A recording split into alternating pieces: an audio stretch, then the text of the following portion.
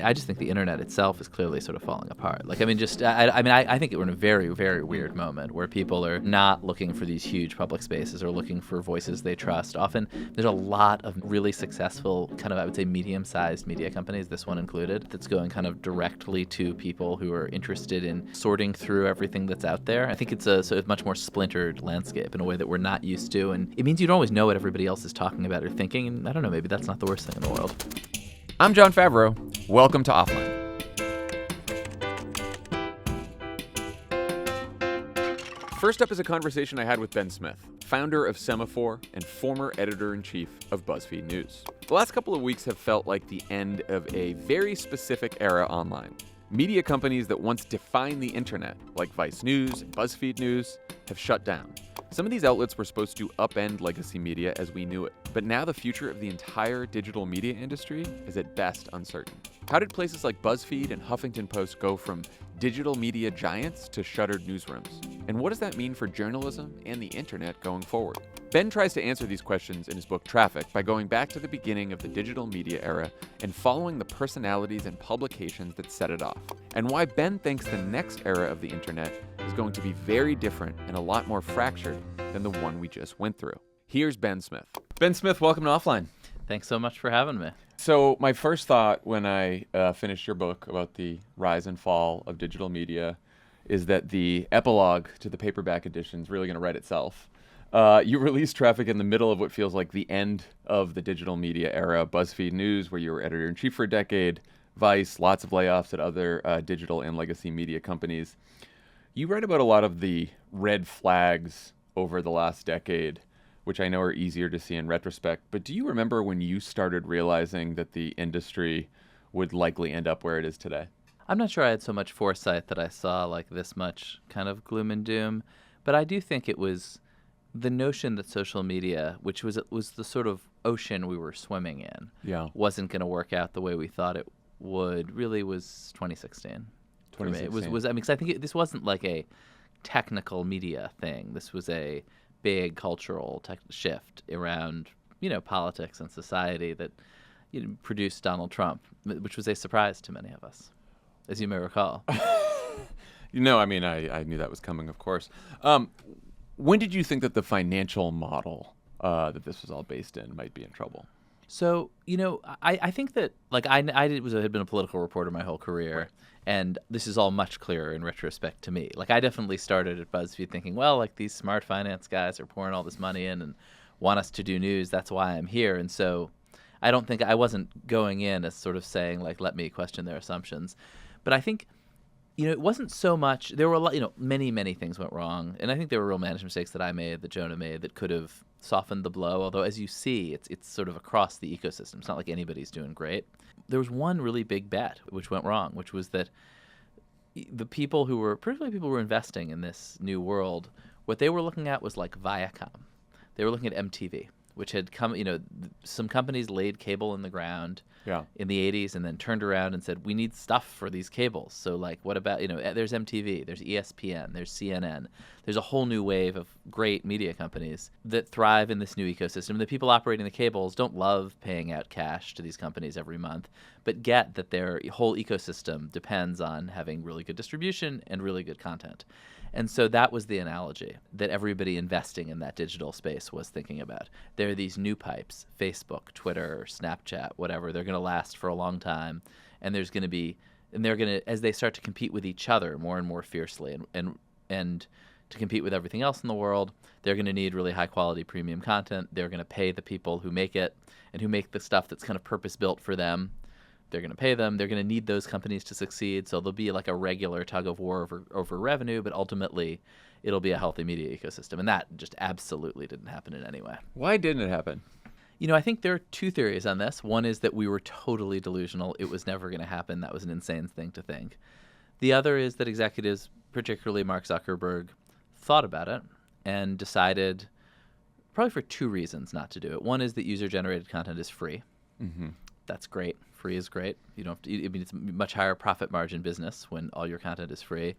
And two is that news in particular, as 2016 comes through, has become so toxic that, like, the notion that you as Facebook are going to try to build yourself into a news service is just inherently like a partisan exercise that gets you hauled in front of Congress some more and is an incredibly distracting thing from what you see as your core business. I mean, I do think there's a subsidiary question, which is like, has this worked out? Have the choices Facebook made worked out for them particularly well? No. Doesn't necessarily seem so, yeah. You know, and the other social networks like Twitter is actually, you know, as we're talking, finally doing what is becoming a media company, a television company particularly. Do you think, yeah, we're talking like an hour after the news broke that Tucker Carlson will be taking his show to Twitter. How's that even going to work? I mean, like any video thing works. You put it on a service, you charge people for it, you take a percentage of the revenue. I mean, it will be I could imagine it being a pretty decent medium-sized business like the Daily Wire. Yeah. Will that be like the first sort of political talk show that's on Twitter exclusively? You know, there was a moment when Twitter was had an earlier iteration of Twitter. They thought maybe we'll become television, and they started syndicating television shows, AM to DM, which BuzzFeed produced when I was there. That's right. Yeah. Which was a lighthearted and political sort of morning show, which had political elements on Twitter, engaged with Twitter. But I think, as you know, the Tucker Carlson show is a different alternative for that. But it is this incredibly scaled down ambition, honestly, from global public square, where, by the way, everything is free, and so it's an incredible business, to like medium-sized conservative television network, which actually seems like a totally plausible way to go. I thought you made a fairly persuasive case in the book that the ad-supported model for media companies like BuzzFeed is sort of at the core of the problem, because the race for traffic in some ways was always going to lead you guys there, because there were more companies looking for more traffic and trying to get more clicks, it diluted the power of each view, each click. Yeah. So was there any alternative path for BuzzFeed looking back that you think you could have taken that would have made it more sustainable? Yeah, I mean, on the first point, I think but there was this sort of core mistake that lots of media companies made in the aughts, that while we're getting $9 for 1,000 views in 2003 for these rudimentary ads on Gawker, and we've discovered essentially this new commodity that gives us $9 a view, and if we can create more views, we can just multiply that out, and we're all going to be rich, right? Yeah. And then it turns out, well, that's actually not a commodity, because the thing about commodities is there's a limited supply, right?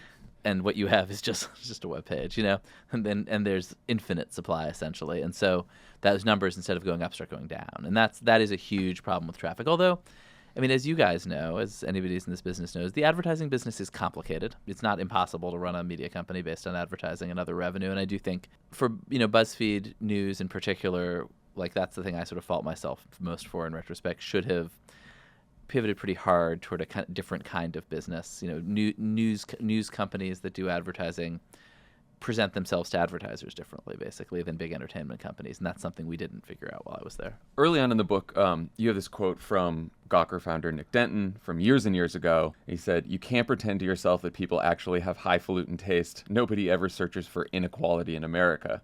And this is something you come back to a few times in the book, sort of the old media practice of determining what audiences ought to like versus giving them what they actually like. How do you think about that balance now? Do you think the digital media era swung the pendulum too far towards just giving people what they want?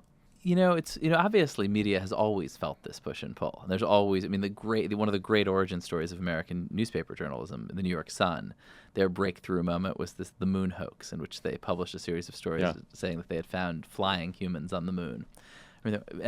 Basically. And you have to correct. I may have misstated that slightly, but so it's not like the internet invented the pressure to pander to your audience and make stuff up. It's just like you've been flying without instruments, and suddenly you just could exquisitely see exactly what people wanted and what they didn't, and to a point that's valuable. You don't want to be writing stuff people don't read. You want to be writing things people are interested in, and I think I always felt in that ecosystem, I'm sure made lots of mistakes, but what we were trying to do was sort of be conscious and thoughtful about what people wanted, but not follow it to its logical conclusion, basically. Right. Yeah, it is tough now that I have a media company. Yeah. Because I could complain about this a lot when I was on the political side, but, we can tell when we do Pod Save America, right? there's big Trump news and you put Trump in the headline and you talk a lot about Trump, like that's going to get a lot of people are going to listen to that. But then there's like, well, there's a whole bunch of other important things happening in the world. There's a lot of things happening in states under the radar that we want people to know about. And so I feel like it's a constant sort of push and pull between like, okay, we know that the audience wants this and this is fun and it needs to be somewhat entertaining and people need to listen to it or else, they're never going to digest it. But then you're also like, we can't give them all fun stuff because, for us, we have a mission, right, that we're trying to make sure people understand what the problems are in the country and what they can do to fix them. But like, how often did you think about that when you were at BuzzFeed? Like, because obviously you guys did some fantastic journalism while you were there.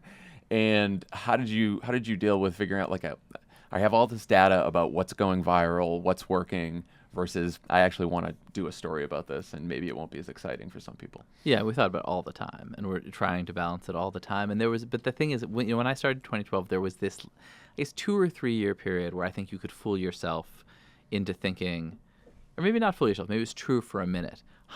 Like Twitter in particular is this incredibly like glorious new frontier for news where people who care a lot about news are on there scouring for new information. And if you break a story, it'll go viral. It'll travel a lot. And so scoops, which are a very, essentially news, is a great way to feed that beast and get traffic and, build audience in your brand. And you're not really making compromises. What you're doing is telling people something new. I think that as Facebook really became the only and central platform, it was a place where the most extreme versions of telling people what they wanted to hear did best. The purest version of that was like the Macedonian teenagers with a fake website telling people that Hillary Clinton had been replaced by a body double. Yes. Yeah. Yeah. I remember that. We spent a lot of time on this show debating how much these social media algorithms are affecting human behavior and how much they're just reflecting human behavior. Like, where do you come down on that? Yes, I would say yes to that question. I mean, in a big picture way, I think when you look, particularly the big story that people talk about in this context is the rise of Donald Trump. Yeah. I think there was a period in the, late 2016, early 2017, when a lot of people really came to believe that not just Facebook, but Cambridge Analytica and some slightly hard to explain and mysterious dark arts around Facebook had gotten Donald Trump elected. Right. I think you look at how enduring his appeal is and the fact that people like Donald Trump got elected in countries all over the world. And clearly there was a real surge of right-wing populism that was not about like micro-technical things happening in the United States or on the Trump campaign, but it was also definitely wound around Facebook in lots of different places. Again, not totally, not every country has the same Facebook penetration. I don't think you can like just say, oh, history has this one cause, but but it was certainly that kind of right-wing populism was incredibly well adapted to Facebook because it was the things that social media was sort of good at, which is tearing down institutions and sort of giving a signal of where an angry group of people wants to go, and it gave politicians and publishers who wanted to go there this very clear signal to follow, which I think Trump and Breitbart say followed. Yeah, I was wondering about this because you sort of end the book. And you say, at this point, the internet had become merely society itself. The forces that had come to dominate it, populism to the right and the left most of all, were social forces, not digital ones. And I do wonder because throughout the rest of the book, you've written about how, there are specific decisions made by people at social media platforms and digital media companies that really supercharge that populism, especially right-wing populism, as part of this competition for attention.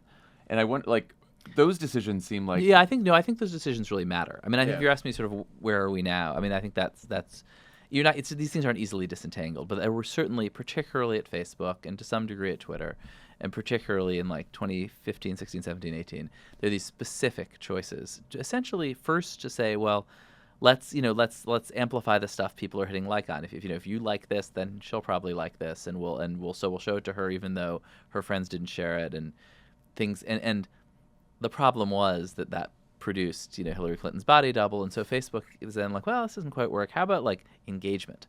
Now we want to have people have not just some drive-by interaction with the headline. We want people who are meaningfully engaged with this content.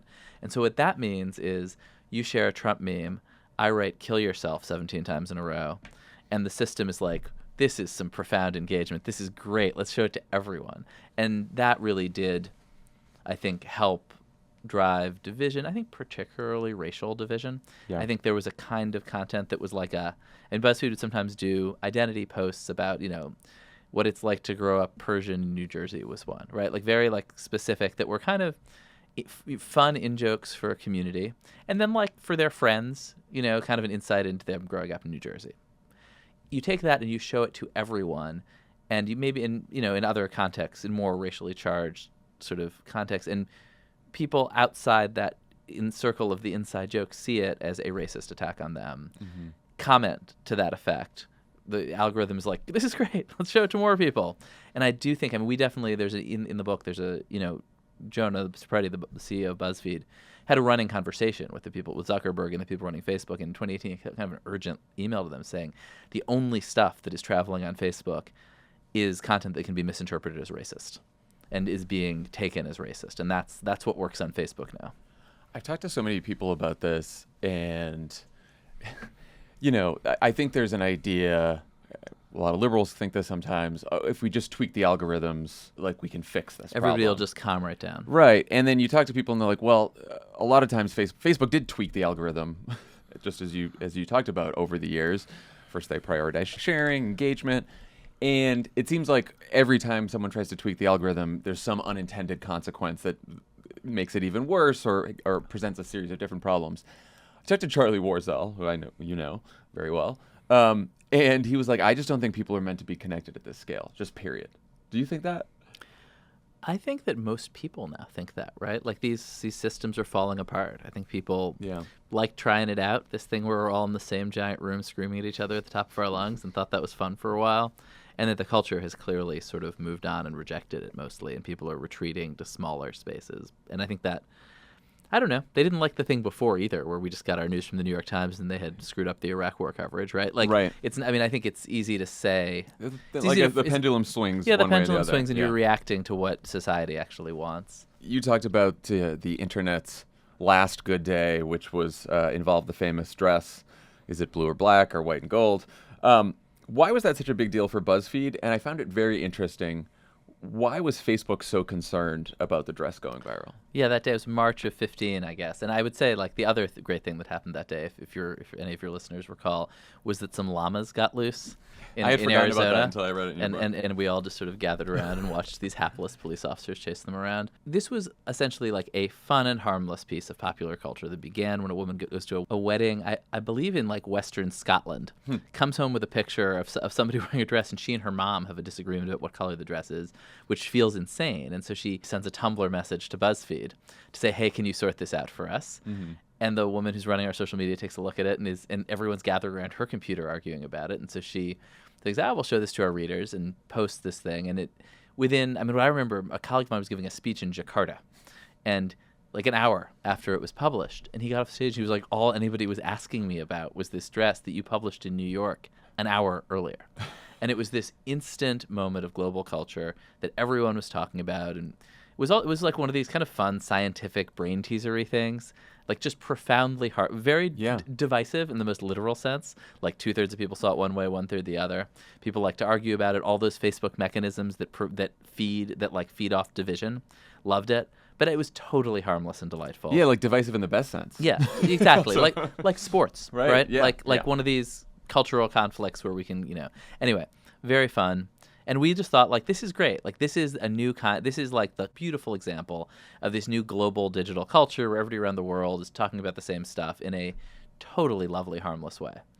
And a bit later, Jonah runs into a senior person at Facebook and says, wasn't that cool? And they said to him, how often do you think we should let that happen? Which, of course, a reminder of like, they were letting it happen, right? Yeah. But also, I think, if you were working at that company, it wasn't just that you were tweaking the dials here and tweaking them there and manipulating society. Mostly, you were tweaking the dials here, tweaking the dials there, and like staring into the abyss and wondering what would happen next, right? This is this vast system with everyone on it that is, not really under your control as an algorithm. I mean, you can tweak the dials, but it's not totally unlike like the Fed managing the economy. You tweak the dials, like you wait 8 months and see what happens. Yeah. I did look back at that and was thinking, is there a version of the internet? Can we ever get back to someplace where we're arguing over fun stuff like that, silly stuff like that? Like what? What happened? Obviously that was 2015, so Donald Trump's I mean, society actually got a lot more divided society and got angrier. divided.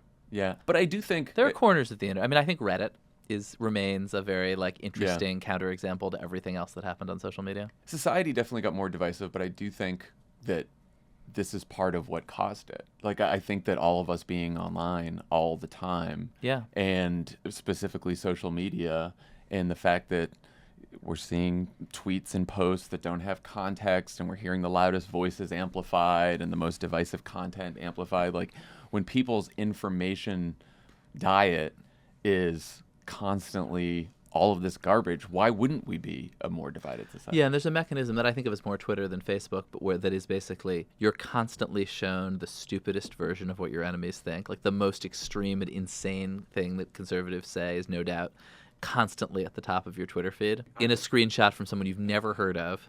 Yes.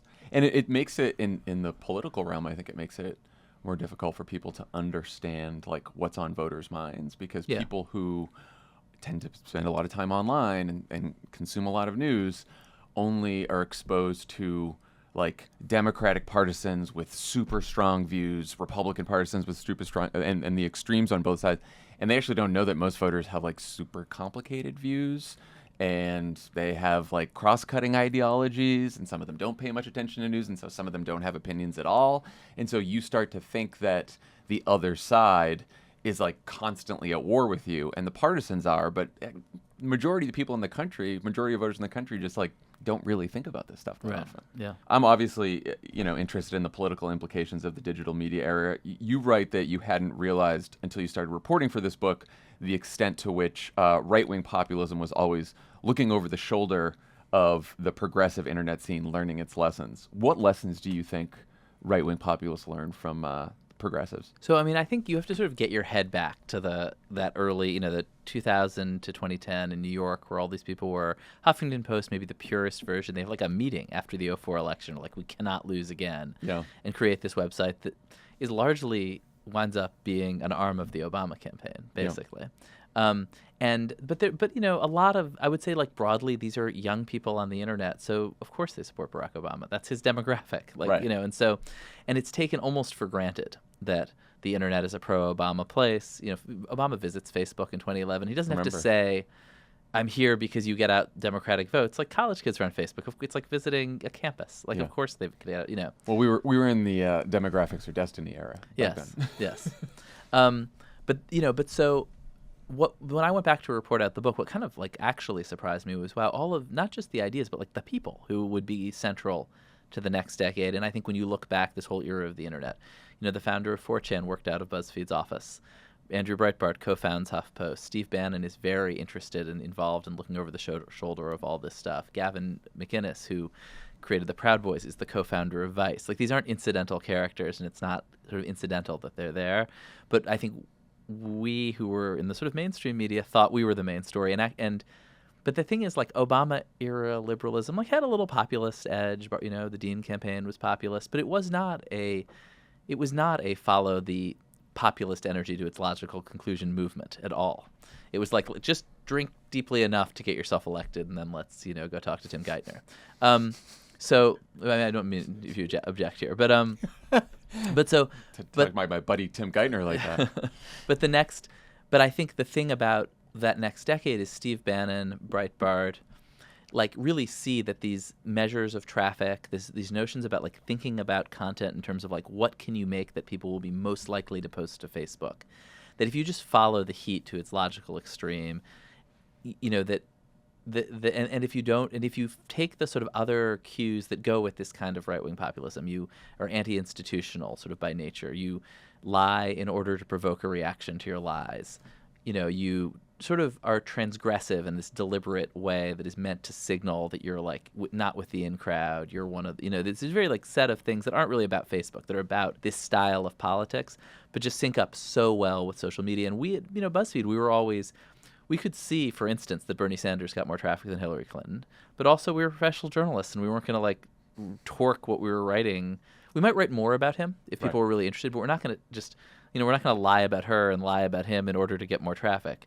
Breitbart had no problem doing that. Breitbart just followed that signal straight to its logical conclusion. and I think basically, inherited the earth in a way because they were just totally committed to this style of communication in a way that everybody who had sort of helped create it and think about it and build all the dashboards didn't really want to think through the conclusion. I actually thought about that with how you wrote about Gawker. Like, to me, the attitude that fueled Gawker and Denton at the beginning, which was very like, let's get rid of the gatekeepers, let's take on institutions, smash hierarchies, that kind of, there was a populism to that. Oh yeah, and Andrew Breitbart had created his sites based on Gawker. Like, that was the model. And I was thinking about like that, because taken to its logical extreme, you get to either sort of the right-wing extremism of Benny Johnson or Baked Alaska that you write about, or just the nihilism that was sort of late-stage Gawker in a way.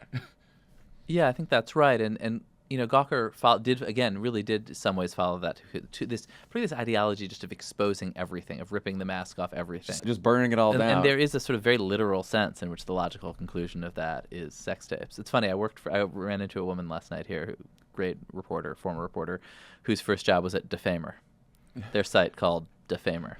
I mean, it was like they were obviously playing with fire, but yeah, I always had an issue with that because I know there was a lot of like, oh, we're so sad Gawker's gone, and I think they did some good stuff, but there was a lot of sometimes I think there was meanness that was justified as like, oh, we're just taking on power.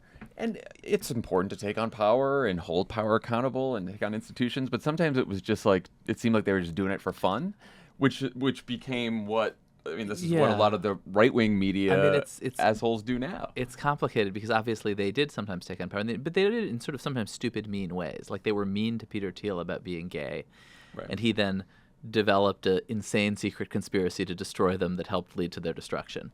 I mean, what's the lesson of that? I don't know. I had forgotten until you written about that CFO that they the sort of the end point of it in a way, or one of the end points, was exposing really a totally random mid-level or mid-senior employee of Condé Nast, which is not a major important American company.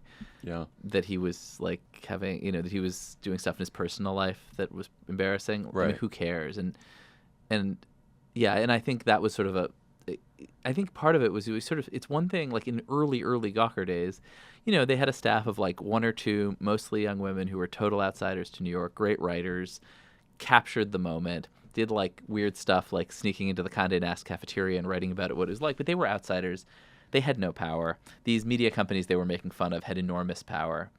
It felt like that there's something that's sort of acceptable. The media companies that they're attacking and the other institutions like start to like fall apart. Yeah. They get more powerful and important, and suddenly like, what are you doing? Like, you're just being mean. Right. You're not punching up. Not that you should just necessarily be punching in any case. You end the book with sort of a big question that I think about all the time, which is over this decade, sort of faith in every institution has been degraded and partly as a result of some of these forces that you write about. And so you have a public that has very little faith in institutions and yet is demanding that those same institutions explain what's going on in the world around them with accuracy and truth. Like, how do we get out of that? Have you thought about, like, what do you do to sort of, get people's faith in institutions back?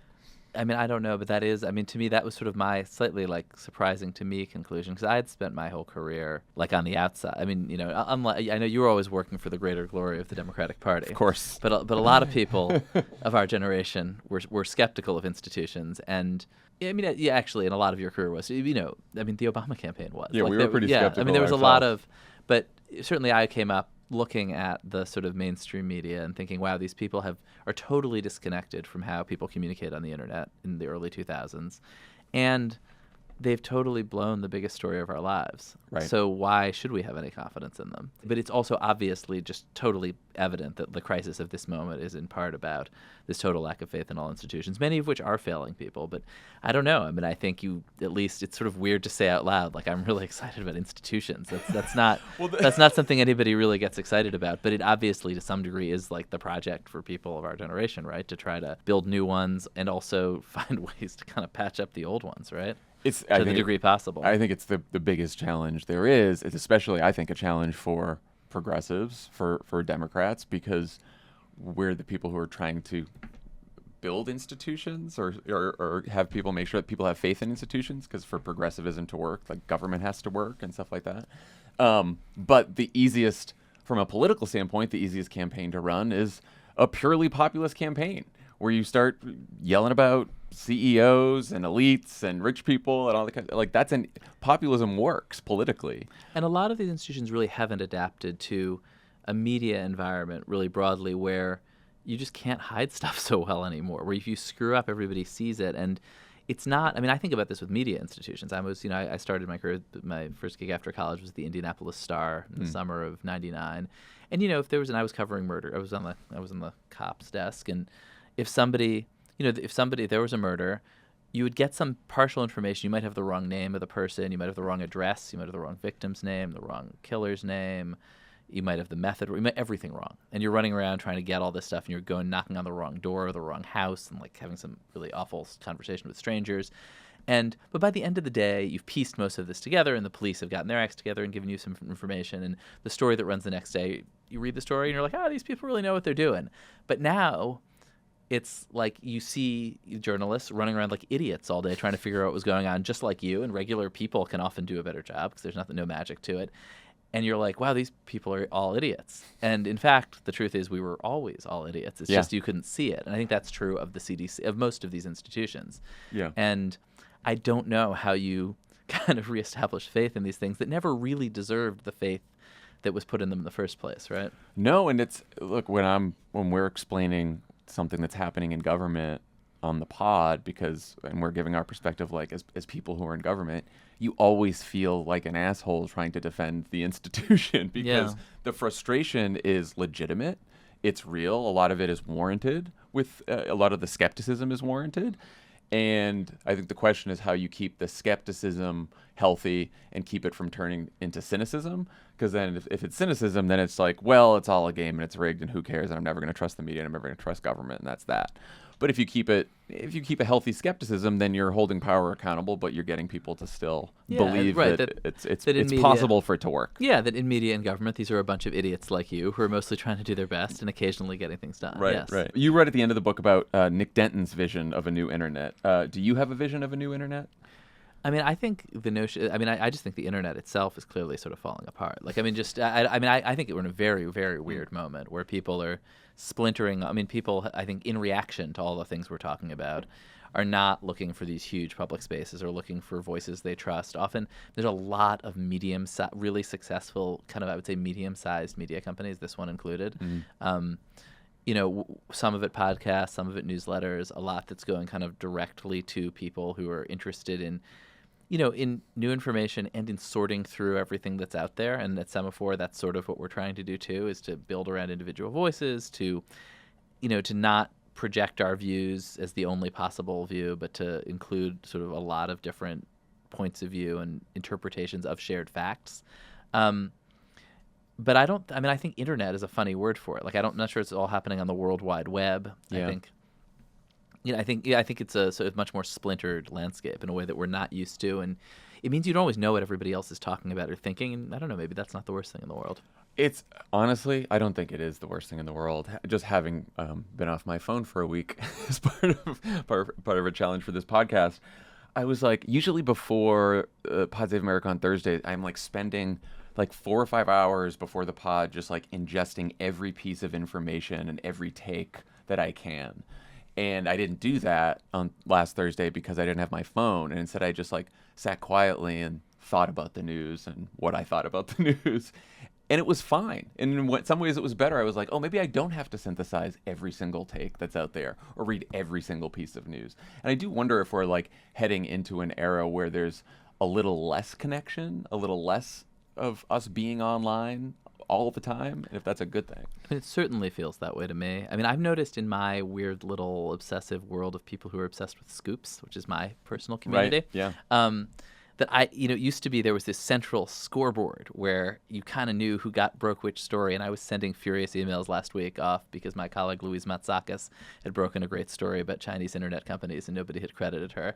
And then as I was doing that, noticed that I had just published a story by Max Tani, a great scoop, I thought, about a media company, and in fact somebody else had broken it an hour earlier and we hadn't noticed because that system of like you are seeing everything all the time on a single scoreboard is sort of fragmenting and fracturing and harder to use. And you go to, I mean, Twitter was sort of the scoreboard. Now you go there and it's just talking about itself. And sometimes it's actually like extremely entertaining and interesting and riveting. But it's really about what happens in late stage sort of apocalyptic Twitter, not what's happening in the Middle East and what's happening in media and what's happening in the world.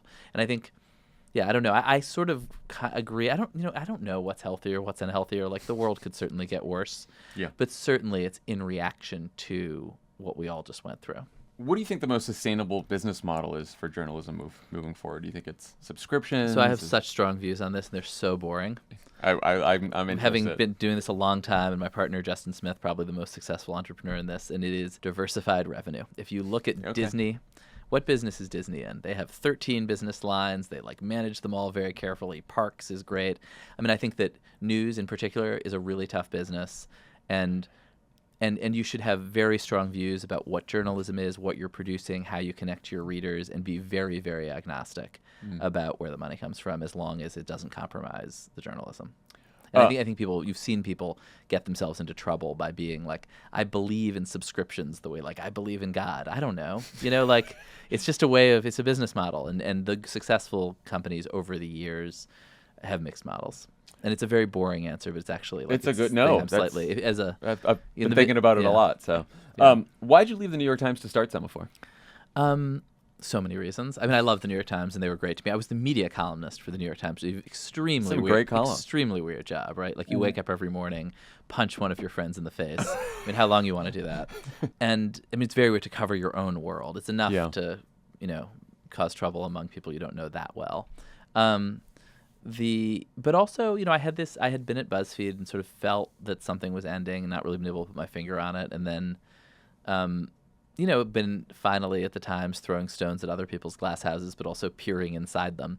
And you could sort of see how dramatic the change is and how people are connecting to the news. And it reminded me a little, actually, of how much things were changing in that early period I was writing about. And so I was writing this book and writing these columns and thinking like, it does feel like another moment when what people want is so different from what they had wanted before. And there's an opportunity to do something new.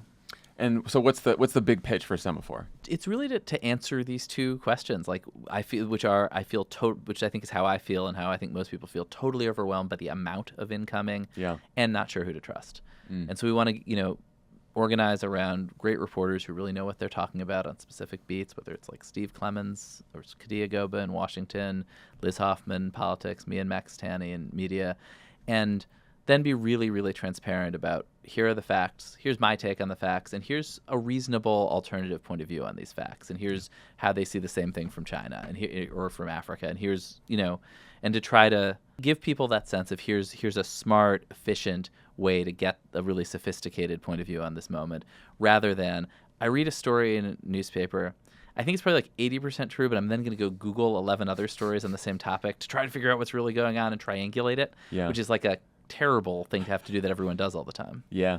I do think that curation is going to be very important going forward, just with the volume of information. Totally. And especially as like Twitter seems to be, I don't even want to say it's dying. It just seems like a mess. I find that if I want to know what's going on, I used to just go to Twitter and I'd like have a list and now there's fewer people tweeting and it's always about Elon or it's about something else. Yeah. So now I'm going back to like, gotta go to the New York Times and the Post and CNN and Politico and go into all the different sites. And I'm like, you should sign up for our flagship morning newsletter. I do. But in general, that really we want to take and.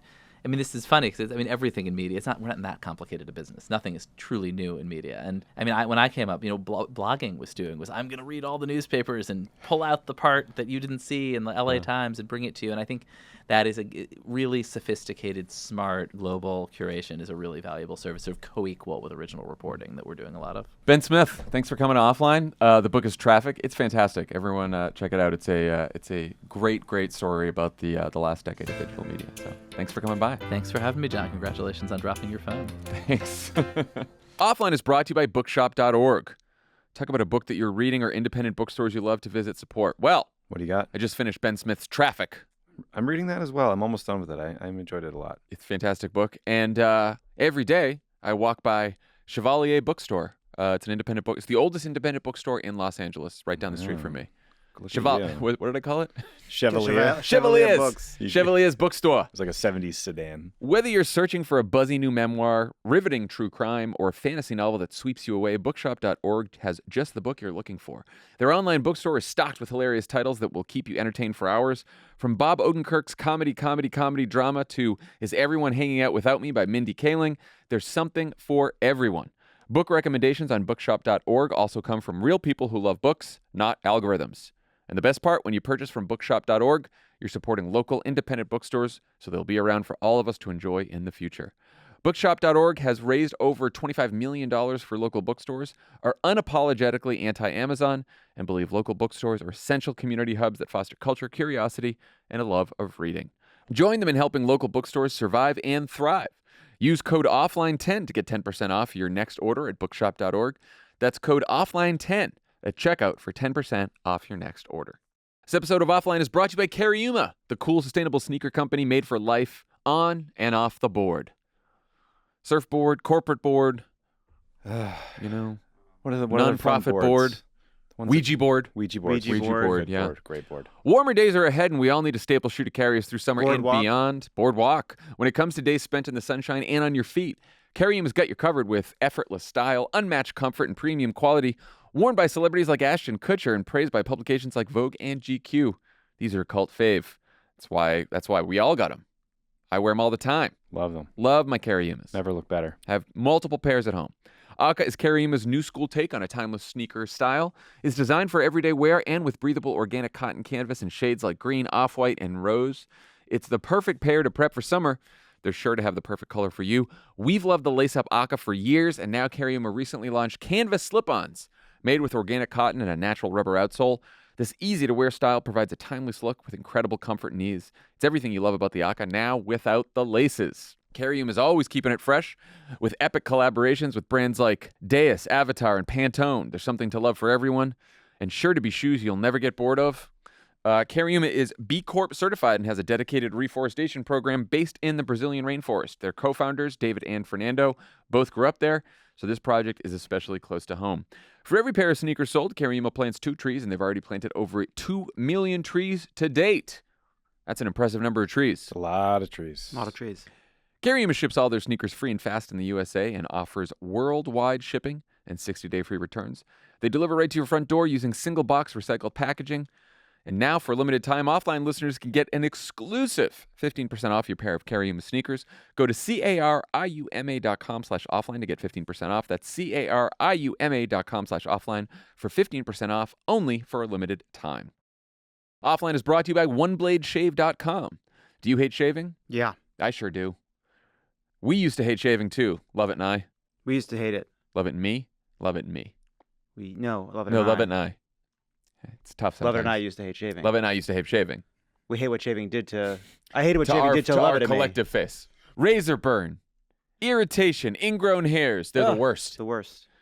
That is until we discovered One Blade razors. Now it's all those things are in our past. One Blade is the world's most intuitive single-edge razor, and it's guaranteed to eliminate your shaving-related skin issues. What do you like most about using One Blade? Ugh, where to start? I know. The design. It's easy to use. You don't get cuts anymore. The shave is close. You think about it for 3 seconds, you're like, why would you want 5 blades? That's stupid. Doesn't make any sense. You don't cut anything else in your entire life like that. There's no time where no one in the kitchen is like, Lawnmower? if only... Grass? That's what your face is to you? I want to take a John D out of my face. There's no potato peeler. There's no potato peeler. It's like, nah, it's 8 blades. It's not a thing. You can use the Core Razor, the Hybrid Razor, the Genesis Razor. I've used them all. Collect them all. Big razor companies have been lying to us for decades, saying that more blades equals better shaves. It's not true. All those blades are tearing up your skin. One Blade's ridiculous. state-of-the-art, award-winning razor design makes single-edge shaving completely natural and effortless. These people have been lying to us. One Blade razors have a patented pivoting head that hugs the skin, ensuring the blade is always at the right angle. How'd they get the patent on a pivoting head? So upgrade your shave Save your skin and save the planet. Wow. One blade at a time. Head over to onebladeshave.com/offline today and use code offline to get 10% off your first order. All One Blade razors are guaranteed for life, whether it's the intro-level core razor or the premium Genesis. And all orders have a 60-day return policy, so there's no risk in trying a One Blade razor today. To upgrade your shave and to start shaving responsibly, get 10% off your One Blade order today at onebladeshave.com/offline. That's one spelled out O-N-E, bladeshave.com/offline to get 10% off your first order with code offline. All right, we're back, and I'm here with Max Fisher. Jon, we did it. We did it. We kind of did it. The week is over. We have our flip phones here. Yep. Useless piece of shit. Not really good for any kind of phoning. Hard to believe we as a society ran off of these things. Should we remind people what we did this week? Yeah. So for all of you who didn't hear last week, Sure. For the last week, Max and I traded in our iPhones for flip phones. To break up with our smartphones. Get over the addictions. And finally put our money where our mouth is. And how did you feel? How do you feel? So I actually did not walk into the studio. I floated in on a cloud of air. I've reached such a level. I'm opening and closing doors with my mind. You've really adapted well to Los Angeles. Just popped in from Earth Bar. That's right. Yeah. Honestly, it was so much easier and so much more beneficial than I thought it was going to be. I really thought this week was going to be like day 1 or 2. We were going to break. We were going to be cheating all over the place. We're going to be walking around with my laptop as like a smartphone substitute, like all over Twitter, and then come out of this and be like, that was impossible, but we learned some things. But like, I really loved it. Same. I was really happy. And after like, I don't know about you, but the first day was hard. Actually, what was the first like day for you? Like the first day for me, well, it was weird because we went right from the recording. I went back into the office and worked. Back into the world. Into the world. And so at my desk here, I still have my laptop. I, for the purposes of this experiment, voluntarily also gave up my iPad.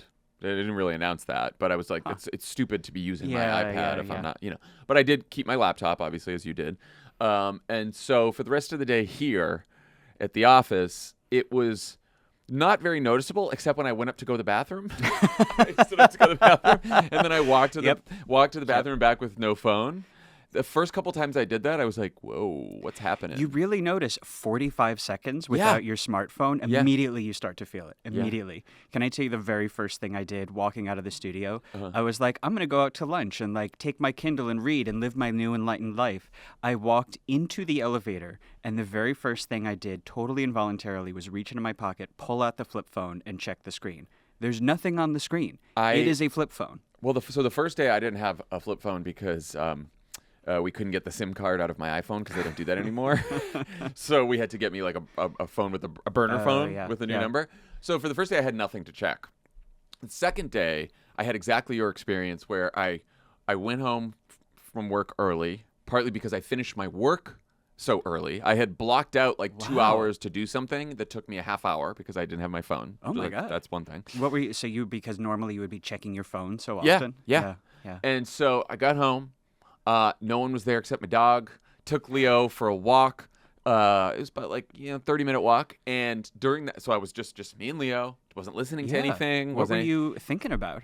Lots of stuff. But what I did was I pulled this fucking flip phone out of my pocket like 8 times to check it. Yep, me There too. was nothing to check. Yep. The only person who has the number was Emily, and I had just talked to her. Yeah. So there was nothing to check. I was literally browsing the settings. Just to, I didn't go that just far. to feel something. That's funny. So I thought that was going to be the whole week. By like day 3, I like completely broke. I was not thinking about the smartphone. I turned it off. I had it stashed away. I was going outside sometimes without either phone because, like you said, the flip phone is completely useless. Yep. And not even just. The effect went beyond even just the smartphone. It wasn't even just that I completely lost the urge and the impulse to check it. I even noticed when I was on my laptop, I was not doing as much time wasting on Twitter or on Facebook. Same thing. Wasn't spending as much time on the group texts. I focused immediately. Way faster came back to me. I blew through 3 issues of The New Yorker. I watched a movie, one of my favorite movies over the weekend, and paid attention through the whole thing, which I have not been able to do for years. It took 4 or 5 days. It's wild. Yeah, I'll go through what was enjoyable, what was somewhat difficult, Sure. and like what I couldn't do again. Yeah. So, thoroughly enjoyable, every social situation. Yeah. Like, to say that I didn't miss it at all is like an understatement. Like, Yes. it was joyful not Yeah. having it. Yeah. And there were a couple different levels of social situation. So, like, the first thing that happened is Emily and I drove to dinner. Lovett was at the dinner as well, and another friend of ours. And she drove, and it was like a 20-minute drive to the dinner. And the whole time in the car, we're like, both of us or one of us, depending if we're driving or taking an Uber, is on our phone. We just talked the entire time. Had a nice, lovely conversation. Talking to your partner. Talking to my partner. Wow. The whole dinner. Lovett didn't notice I didn't have the phone until the very end of the dinner when we were outside. Would you normally be checking your phone during dinner? Not like if there was a lull in the conversation or if I went to the bathroom during dinner, I would check my phone. Yeah, for sure. Wow. But we were standing outside the restaurant and Emily and Lovett were on their phones and I was just standing there. I had looking so into many space. so many moments of seeing other people's addictive behavior, which like I didn't need another way in my life to feel smug about other people. Well, I did that too. So Friday night, Emily and I watched a television show and the season premiere of the other two. Fantastic show. And I noticed she was on her phone the whole time and I'm watching it. And then the next day we're talking to people about this show. And Emily's like, I don't know if I loved the first episode of the new season. I was like, you were on your You phone didn't see it. the entire time. Yeah. The entire time. But everybody does that. You don't realize how much you're missing checking your phone. And you don't realize how I didn't even notice until I went to watch this movie and got to the 1 hour mark and was kind of like, oh, I would be pausing the movie right about now to Same. like get some dopamine hits. But actually I'm having a lovely time. Same. And social situations with close friends and like Emily, like that's not usually I'm not checking my phone all the time. Some of them listening right now might laugh or roll their eyes, but most of the time. And I should say, usually when we're podcasting, you're on your phone For the whole entire time, right? Yeah, I'm not you're even not looking listening at to you a word that at I'm all. saying. Yeah. But then I had like Charlie has like a kids soccer thing that happens at our house Saturday mornings. And it goes for like a half hour, but then people stay. So there was like a whole bunch of parents and kids there. It was like 4 hours at our house. And I was like the most conversational. And I was just enjoying it, talking to everyone, playing with the kids, having a great time. Saturday night, we went to some function. Again, I didn't even bring any phone to the function. And like met a bunch of new people. Which is also always, me meeting new people at this stage. I'm like, I know. But so once you get to that 4, it's kind of over. Well, you know what it is like it's not that I would not go up and talk to new people. It's between conversations when you're at a function like that. One thing I do as a crutch is like check my phone while I'm waiting for the next conversation, which now I realize sort of breaks up your focus and ability to like go socialize. Right. And because I couldn't do that, I was just like, I found myself in more conversations and I just felt better. Yes, I noticed that too. And I think it's also the things that take a little bit more effort. Yeah. You have 20%, 30% more focus when you are not on your phone during the day. And those things like starting a conversation with a new person that normally might feel like a little bit too much work, it's a little too hard to get invested in, it suddenly feel a lot easier. I was noticing that over and over. And something else that I was doing is I would be like at home and start to feel that like little pull of boredness where normally I would pull out the phone, but instead I would call someone and say like, let's go get coffee, or let's go get a drink. So I was doing just way more socializing generally. You used the phone. Yeah. As it was once intended. As an actual, which let me tell you, freaks people really out. They like, what happened? Did somebody die? I said, no, just my smartphone. I was going to say that the toughest times, though this got easier as the week went on, was when I was by myself. Yes. That was where the addiction was real. Yeah. I've talked to my therapist about this, of course. Yeah. But sitting around, I was just like, what do I do? What do I do? I'm going to be and like working out every day because I'm used to listening to a podcast or music while I work out or having the TV on in the background. Right. Silent workouts. First, I was like, how's this going to go? Yeah. Honestly, and I did another today. I was like, this is great. Yeah. And I learned after the week, I'm like, I'm not so bad to be with, just myself. My own thoughts aren't that scary. It's why I have always used cycling as like something to treat smartphone addiction, because you can't use it because you're using both of your hands and it's silent and you're just kind of with yourself. Yeah, I was going to ask what the moments were where you either cheated or felt the strongest pull to cheat? Because maybe that tells you something about like where the addiction is coming from. So I never cheated in terms of Really? social media, texting, all that kind of stuff. Well, you beat me. Where I technically cheated was every morning. Emily sleeps later than I do, and I leave the house to walk to Starbucks, as everyone laughed about last time.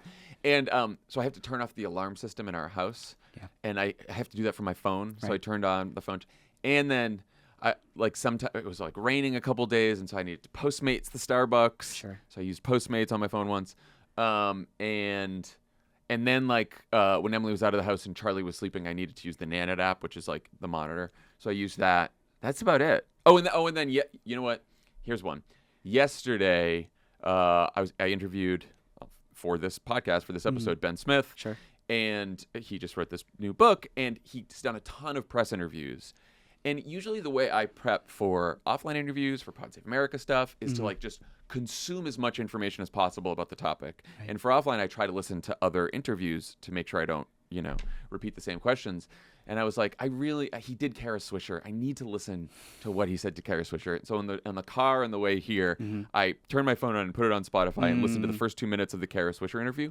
But after those first 2 minutes, I was like, not only do I not want to cheat, who cares what he said to Kara? Yeah. Figure out what my questions are. And I had the same experience for Pod Save America last Thursday, which is I get up at 5, we record at 10, and from 5 to 10, I consume every piece of information and every take about what Dan and I are going to talk about all the time. Right. And mostly they're not that helpful. Well, that's Mostly what I they're not realized. good. And so that Thursday, I woke up, I sat at my laptop, I prepped for 2 hours, and then I worked out, hung out with Emily and Charlie, went to work, sat here, and I didn't read anything else. I just quickly checked Slack to see if I missed any breaking news.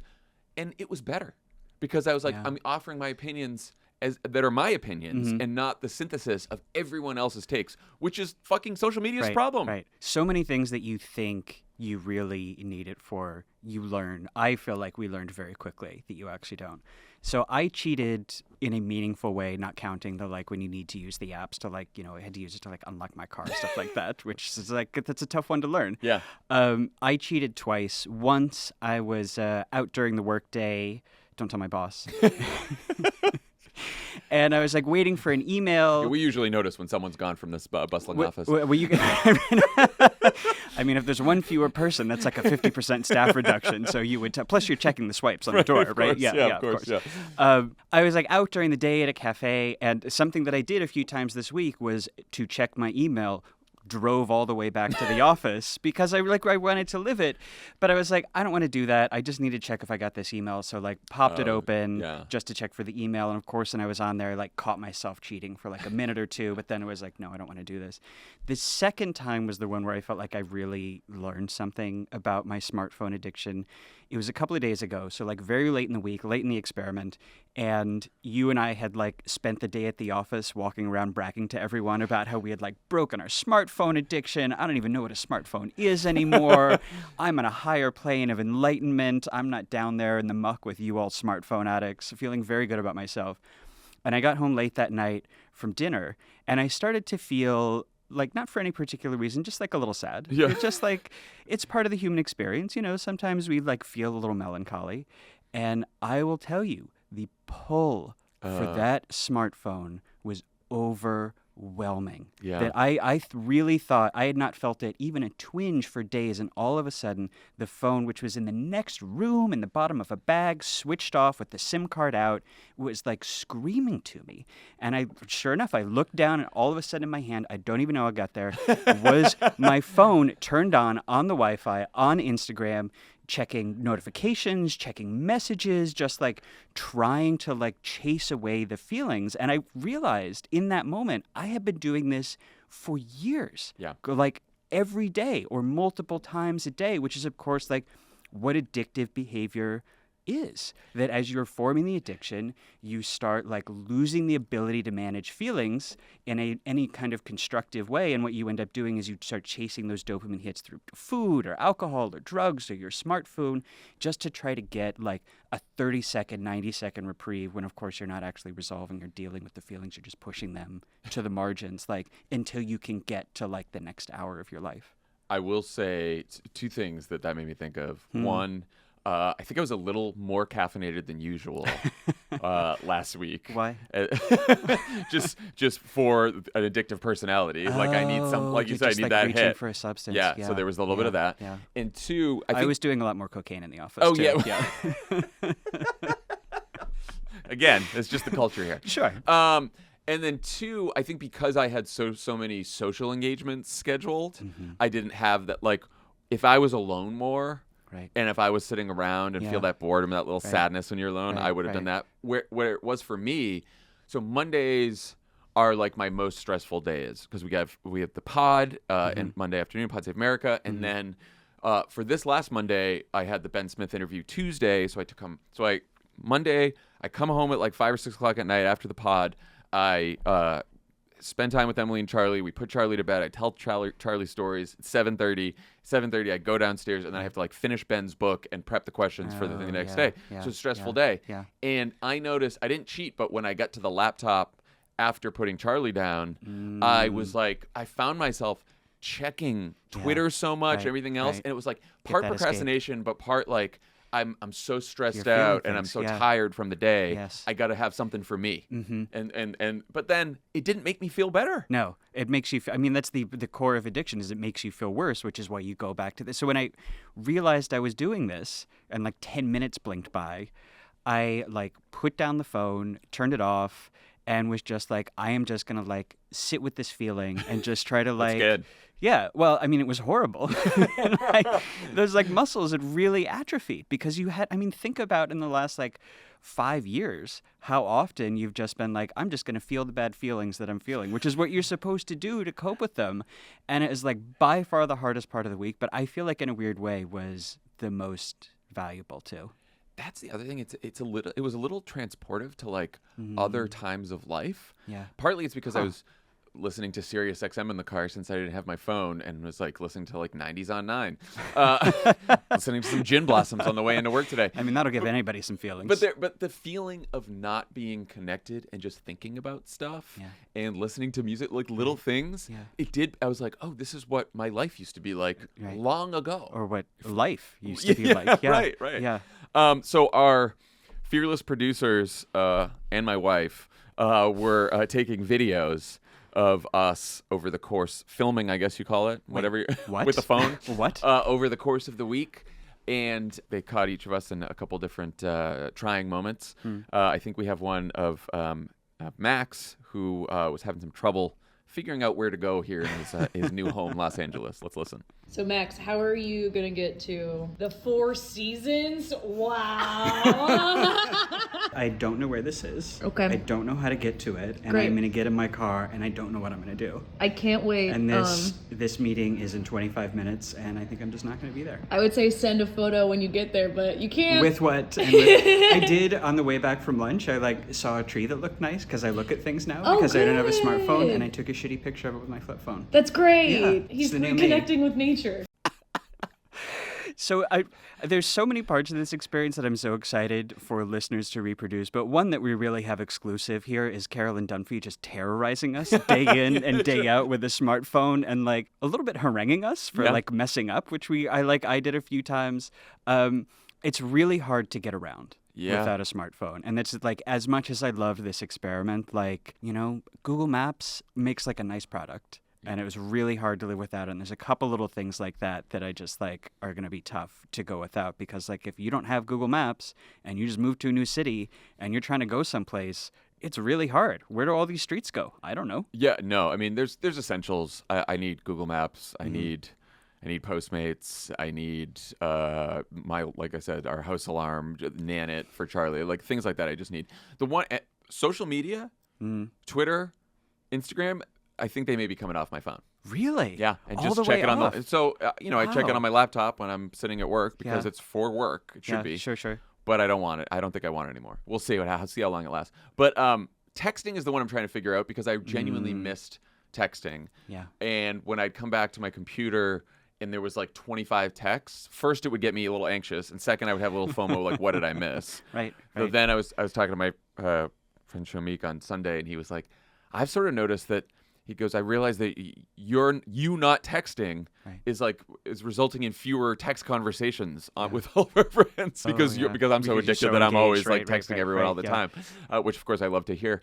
But I do need to figure out how to get back to texting because I missed it. But that can also really interrupt your day and your workflow. It's true. Yeah. And I don't need people just like I don't need to be distracted by text conversations while I'm trying to do something else. So that I want to figure out. I've been thinking about that too. Something I realized this week is there's a lot of relationships that I keep up digitally mostly, and I was like really not present for those this week. And like Same. people were very understanding because I'm doing this thing. They listen to the show, but I I don't want to like lose those relationships as I'm cutting out all the things that are horrible for me. That gnawed at me a little bit. So speaking of important relationships, I understand that your son had some thoughts about the offline challenge this week. What I hadn't realized is that at this age, like Charlie really absorbs everything. And so I was at work and Emily and Charlie were like taking a video because they were going to cook something. And out of the blue, Charlie just said, Come into Dad's phone. Where is Dad's phone? Did it get shut down? Yeah, Why? because he uses it too much. He's just doing an experiment about if he can go a whole week without his phone. Do you think he can do it? Yeah. You do? No.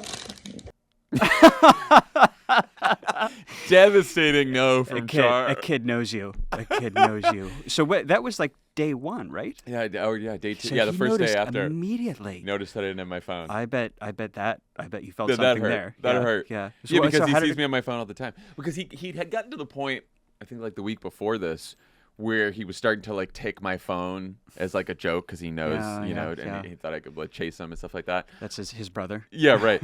So, so he noticed. But honestly, it was much better because I have tried to make it a practice that when I'm with Charlie and I'm playing with Charlie, I don't look at my phone. But and I'm pretty good about that, but it's not perfect. And it doesn't sound like it. Yeah, when you're around all the time, it's just it's like tough. But for these days, I did, and I was just like with him all the time, and it was great. What was he saying by the end of the week? He has not said anything. Oh, I think I said today that I'm getting my phone back, and it didn't really register. Because you know what he said? He's every morning now. He's like, I want to watch YouTube videos on your laptop. Wow. Right, which is a real problem. But I set a timer for anywhere from 3 to 5 minutes, and he sits on my lap, and he watches a video, and I'm checking email. Screen time And restrictions. it's a nice, it's a nice little thing. Yeah. It's a nice little thing. Well, I don't know if it gave you some more time with your son. That seems like a pretty significant upside. I'm telling you, all the social aspects of this were It's incredible. incredibly beneficial how and fast it is. personal. Yeah. And personal. Yeah. All right, are we? Should we have Dumpy come back in to judge us and give us the next challenge? Let's do it. All right. Offline is brought to you by Smile Actives. Have you ever wished that you had a whiter and brighter smile? Yes. Well, before you visit that dentist, Tommy, and I know you love dentists, you should know that their whitening treatments can be very expensive, and it's not just the price. You also have to book the appointment and schedule time away from work or family to sit in a dentist's office chair while undergoing the procedure. It's a hassle. Fortunately, now you can try Smile Actives at home or anywhere, anytime. Smile Actives offers a safe and affordable alternative to those expensive whitening procedures. I went to a bad dentist for a good year and ended poorly for me. I've done that too. And I will never go to one for whitening because it hurts so bad. now I have Smile Actives. And Tommy fed that dentist to his big plant. Audrey? Yeah, he fed it to Audrey. I use it twice a day. I love Smile Actives. It's so great. Your options are don't use Smile Actives and quit drinking coffee, or do both. Use the Pro Whitening Gel. You squeeze it onto your toothbrush right next to your toothpaste, and then you brush. That's it. You're done. 97% of Smile Actives users in a clinical trial reported up to 6 shades whiter on average, all within 30 days. We're all converts here. We use it all the time. We love it. Visit smileactives.com/offline today to receive our special buy one, get one free offer with auto delivery and free shipping and handling. That's smileactives.com/offline. Terms and conditions apply. See site for details. Offline is brought to you by ZBiotics. We all have busy lives these days and can't afford to waste a day stuck on the couch because of a few drinks the night before. ZBiotics is the answer we've all been looking for. ZBiotics pre-alcohol probiotic is the world's first genetically engineered probiotic. It was invented by PhD scientists to tackle rough mornings after drinking. Here's how it works. When you drink, alcohol gets converted into a toxic byproduct in the gut. It's this byproduct, not dehydration, that's to blame for your rough next day.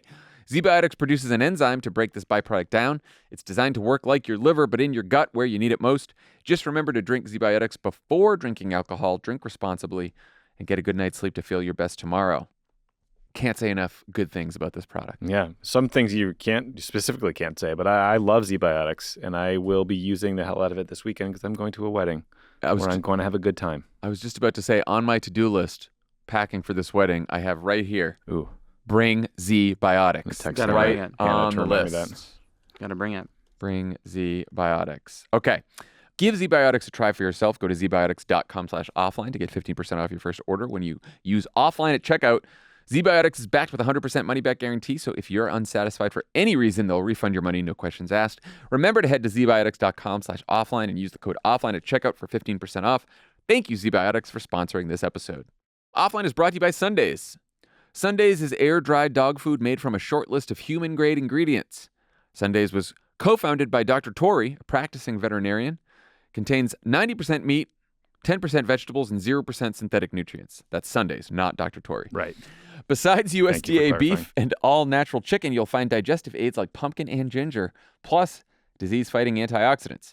Dog parents report noticeable health improvements in their pups, including softer fur, fresher breath, better poops, and more energy. I'm telling you, man, this food sounds pretty good. I think I might steal this from my dog and eat it myself. I could use Nice. better poops. Who couldn't? You love that part Who of this. Anyway, Sundays for dogs. Unlike other fresh dog food, Sundays is zero prep, zero mess, and zero stress. Sundays is shelf stable, unlike the economy right now, Yeah. which makes it easy to feed your pup top quality food.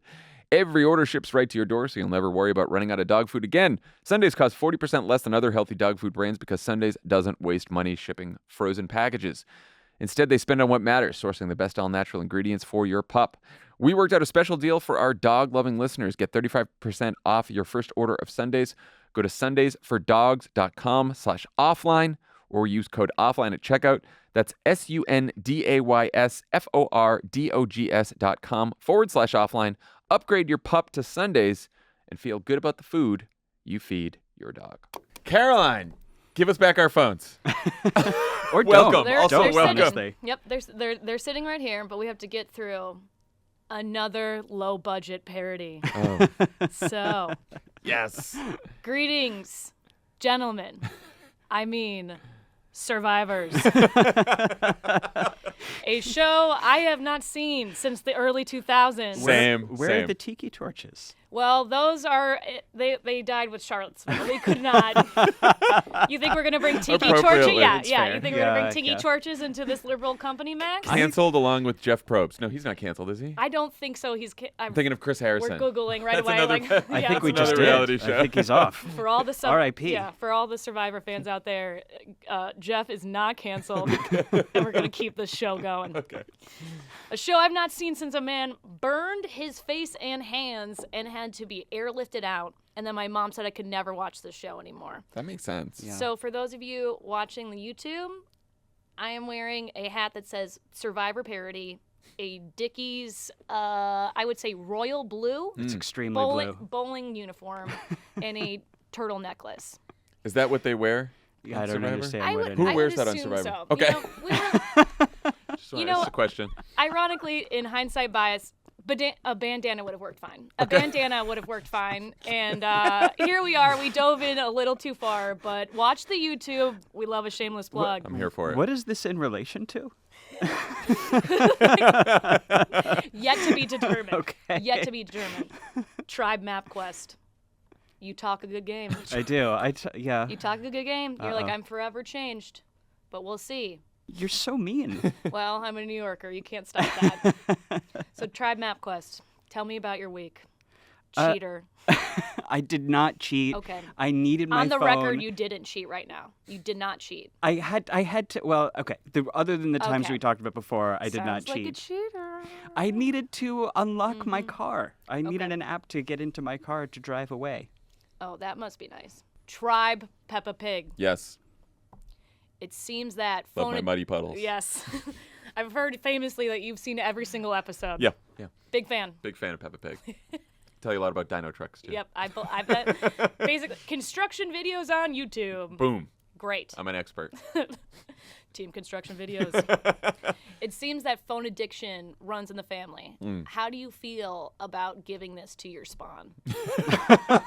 This being the disease of smartphone addiction. Yes, the disease of smartphone I'm trying to addiction. wean him off, which I've Yeah. been, over the last week. It's like, wow, he really he's got to go away from these screens. I Yeah. don't want him to like me. I don't want him to end up like me. you know? Unfortunately, apple does not fall far from the tree. There's only so much you can do with psychological mimicking. Now, gentlemen, I mean tribes, the offline producers and I, Tribe Self-Control, have taken to a vote. Tribe MapQuest, Yes. congratulations. You will receive the advantages for the next What? round. Oh, how did I In lose? your face. Tribe Peppa Pig, And I did it with cheating twice. twice. How do you guys? No one has counted up the minutes. It's all very scientific, John. Listen. Don't. We haven't turned the phones don't, on. Wow. How did I Okay. Wow. lose? Listen to Stop the Steal over here. Yeah. Okay, yeah, you're What gonna happened to trust in institutions? accosting the Dominion voting machines. Yeah, it was the Dominion voting machines that made you lose. Fucking the ghost of Hugo Chavez. Once again. He just keeps appearing in offline. I don't know why. Come to my rescue, cyber ninjas. Tribe Peppa Pig, pack your bags. Because unfortunately, the Friends of the Pod subscription offline channel is correct. This is a coup. Max is now the host of offline. R.I.P. Great, I can spend more time on my phone. Yeah, exactly. With I, your son. I did announce on the subscriber Discord this week that you had become so enlightened that you had floated off into the clouds and were no longer associated with the program anymore. And I I was wasn't taking on the over. subscriber Discord because, Don't I'm, use I'm computers. trying to spend less time online. But he will be this week, and that's why everyone should subscribe to the Friends of the Pod. Subscribe. It's great stuff. Which does not count for the purposes of smartphone addiction. Little Correct. known fact. Wow, No, okay. Yeah, little known fact. And speaking of mindfulness, take one breath with me. And with that, welcome back to your iPhones. Oh, thanks. How does it feel? It feels fine. Actually, it's. I well, feel- whatever. I feel I had very actually. I had actually a little pang of anxiety because all the badges, and I'm like, I gotta check things. I saw all the red Turn dots. it off again. And didn't really care. Kind of washed over me. you. Although here, now beyond I just it. want to be competitive now. Okay. How many We're looking minutes at our every screen time? day did we Okay. do screen Okay, time? okay. Oh, yeah, that's great. Can we just do that? So my The average isn't going to work because we went Wednesday to Wednesday, which is tough. So we can't get a full week, Oh yeah, which yeah. sucks. Yeah. But that's okay. So tell us your average before the challenge started though. Remind us it was 3 million hours a day? 3 Yeah. million is Pretty close to that. about that. Pretty close to that. Yeah. So let's see, week. What was this? Why don't I give you mine while you pull it up? My average was, just to remind people, was 4 hours and 38 minutes a day. After we started the challenge, the first day was 18 minutes. And I don't think I popped above that any other day this week. Some days it was 5. Okay. no. Again, for me, Who lost? the week before. Well, we're about to find out. Since apparently there was some fucking shady business going on with the judges. You know what? You can't. Don't blame the voting I'm machine. taking this. Blame the player. I'm taking this to the court Court, that I please, designed. Please. That rumor about the We'll postal settle. truck full of ballots, totally false, totally groundless. Fucking getting Harlan Crow involved. Yeah. All right. We're so happy to settle. The week before, it was 6 hours and 12 minutes a day. Oh my God. Okay, so on Thursday, you said 18. I was 17. On Friday, 9 minutes. Nice. On Saturday, 1 minute. Oh my God. On Sunday, 13 seconds. Wow. On Monday, 5 minutes. Yesterday, 4 minutes. Love and to see today, it. 7 minutes. Amazing. Okay. Good for you. Good So- for you. What are your pickups? All right, pickups. Today was 1. Good. Wow. Yesterday was 4. Monday was 2. And this is Sunday was 0. That's good. 0 on Sunday. And this is down from He's a before the family challenge guy. started, like 280. I right? know. Saturday was 0 also. Whoa. Wow. Friday was 9. And Thursday was 14. So mine were around like 21, 20, 15, 14. I was I using. clearly won this challenge. You clearly have not. The tribe is still spoken, regardless if we have tiki torches or not. But now I feel like we should have gotten the torches and run you out of the studio. But the point, down like 90%, like immediately, 95%, and stayed there, Right. which is, I think, pretty cool, pretty amazing. Pretty great. Yeah. I think for the first challenge, you guys probably knocked this out of the park. And by probably, I mean I'll give you a little bit of credit. I am pleasantly surprised. Doesn't come easily for you. No, Which I and know. dare I say, I am proud of you. Which also doesn't Wow. come easily either. John, are you going to keep the flip phone, do you think? No, I think the flip phone is useless. You mean the F1 Sunbeam? Yeah, or whatever. This is the burner phone that Emma had to get for me because the flip phone, the first one, wouldn't work. These things are useless, but I do want to change my phone. I might delete a few apps off my phone. Ooh, some Breaking news. I might delete Twitter and Instagram and No way. TikTok all off my I'll phone for believe good. it when I see it. I know. I'll believe it when I see it. I found the flip phone totally useless, totally unsustainable for more than a week at a time. But I might actually keep it and like change out the SIM card every couple of months and just doing like a week. I really feel like the lasting effects of that. And I feel like, honestly, I will probably need it in a couple of months. And something that is great about the flip phone, because you can change out the SIM cards, Right. is I am now like bullying everyone in my life to take like a 1 week flip phone challenge, so I can like lend the phone out to them and they can use it for a week and it will be on their number and then they can like pass it to another friend. And so I'm becoming a little bit of a flip phone cult leader. Yeah, I've been doing some bullying That's too. great. Yeah. You know, and speaking of bullying, I have been slacking our producers right now in real time. Unfortunately, the tribe has spoken again. What? You are the winner. No. Real You are advantages. the winner. Oh my Real God. advantages to This run is the some company. 2000 Supreme Court. It's a flip. Yeah. This is your hanging Chads moment. This is your hanging. This is a travesty. Yeah. Whoa. I will not be suspending my Yeah. campaign. Yeah. I will be taking this to the courts, to the streets, if No, you're necessary. Please don't make us recount Florida. Please don't make us do that. The Max Fisher heads in the Discord are going to be up in arms about this, in an uproar. Come to the courtyard to see Max later today. Will be wild. Oh, Bring your boy. tiki torches. Yeah, bring it. Tiki torches welcome. Tiki torches welcome at crooked.com/store. So let me walk you through the challenge for next week. It comes in 3 parts. The first part is we've downloaded an app that you have to take a full breath before your most addictive application on your phone, which I am assuming for both of you is Twitter. Twitter. It has to be Twitter. So you're going to take a full breath before Twitter. Mm. The second part is you will have to do a 7-minute meditation each morning before you pick up your phone. 7 minutes? Huh. Wow. It's actually short. You know, most people, like David Lynch, does 20, so I think you could do 7. All right, I'm in. Not I'd that say you don't have to be as weird as David Lynch. I'd say but I'm at about a third of a David Lynch. Yeah. I would say you're 0.3 David I would Lynch say- units. I think you're closer than you think. That is the kindest and meanest thing anyone has ever said to me. You're welcome. I told you I was mean. I told you I was mean. So the idea of the meditation, I gather, is to kind of like reconfigure your relationship to your phone and like make it feel a little healthier and less impulsive. Correct. Is that right? Okay. It's about taking a step back, Okay. pretending that you're on an island without technology, possibly fighting for $50,000 on a reality TV show is what we're trying I like to it. I like it. possibly do a satirical parody of and make you kind of disconnect but reconnect a different relationship with your phone. Okay. And the third, because we switched winners a little last minute. Such bullshit. It's fine. I have a background in improv. I can work with this. I'm not yes-anding this nonsense. Too late. Classic stand-up over here. Of course you're a podcaster. I've never seen that before. A stand-up guy doing a podcast. And the third part is that we're going to change the wallpaper on your phone. Okay. So since you won, you will get a wallpaper of your producer, Emma, giving you a mindfulness message like, keep it up, good job. Okay.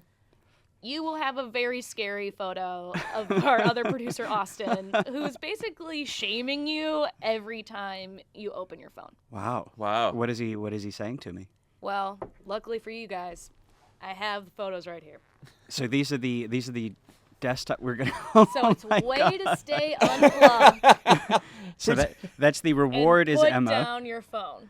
Wow, he looks so angry. He He does. does. I've never Austin. seen Austin Very look that sad. angry. I've never seen an angry face from Austin. You know, and he's a Midwest boy, so he really had to try to Really look dig upset. deep. He had Yeah. to dig deep for this character. So every time we pick up our phones, Jon is going to see Emma being encouraging and kind, and I'm going to see Austin being mean and scolding. Correct. Wow. Correct.